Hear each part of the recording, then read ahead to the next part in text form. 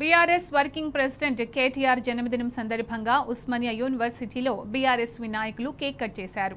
BRSV నాయకుడు నాగారం ప్రశాంత్ ఆధ్వర్యంలో నిర్వహించిన ఈ వేడుకల్లో మాజీ ఎమ్మెల్యే గాదర్ కిషోర్, బీఆర్ఎస్వి అధ్యక్షుడు గెలు శ్రీనివాస్ యాదవ్ పాల్గొన్నారు. కేటీఆర్ బర్త్డే సందర్భంగా విద్యార్థులకు పోటీ పరీక్షల పుస్తకాలతో పాటు వర్షాకాలం దృష్ట్యా గొడుగులను పంపిణీ చేశారు.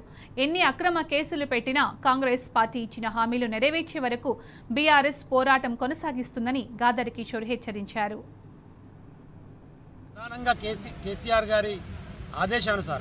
కేసీఆర్ గారి దిశానిర్దేశం ప్రకారం మా కార్యనిర్వాహక అధ్యక్షులు అనునిత్యం ప్రజలకు అందుబాటులో ఉంటూ ప్రజా సమస్యలపై కొట్లాడుతూ ఏదైతే ఇప్పుడు ఉన్నటువంటి కాంగ్రెస్ ప్రభుత్వం అన్యాయాలకు గురి చేస్తూ ఉన్నదో అది విద్యార్థులైనా, నిరుద్యోగులైనా, రైతాంగమైనా, మహిళలైనా ప్రతి క్షణం వాళ్ళ మీద ప్రశ్నలు సంధిస్తూ అసలు ఊపిరి పీల్చుకునేటువంటి సమయం కూడా ఇవ్వకుండా చేసినటువంటి కార్యక్రమాలను తట్టుకోలేకనే చాలా రకాలుగా ఇబ్బంది పెట్టేటువంటి ప్రయత్నం చేస్తూ ఉన్నారు.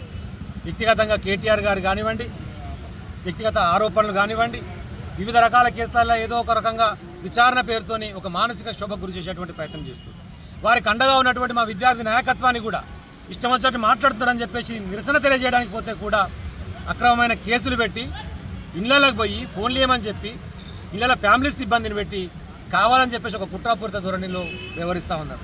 ఇదే ఉస్మానియా యూనివర్సిటీ గడ్డ మీద తెలంగాణ ఉద్యమం కోసం నినదించినటువంటి మా బిడ్డలు ఎవరు కూడా భయపడకుండా రేపు ఏ సందర్భం ఏ విషయమైనా సరే వెనకడుగు వేయకుండా మరొకసారి ఉద్యమానికి శ్రీకారం చుడతా ఉన్నారు. ఇదే వేదిక నుంచి మీరు ఎన్ని కుట్రలు చేసినా, కుతంత్రాలు చేసినా, ఎన్ని భయాందోళనలు చేసినా, ఎన్ని అక్రమ కేసులు పెట్టినా వెనకడుగు వేయకుండా కేసీఆర్ గారి, కేటీఆర్ గారి నాయకత్వంలో ఈ ప్రభుత్వాన్ని ప్రశ్నిస్తూనే ఉంటాం. అది విద్యార్థుల పక్షాన, నిరుద్యోగుల పక్షాన, రైతుల పక్షాన అని చెప్పి గుర్తు చేస్తూ ఉన్నాం.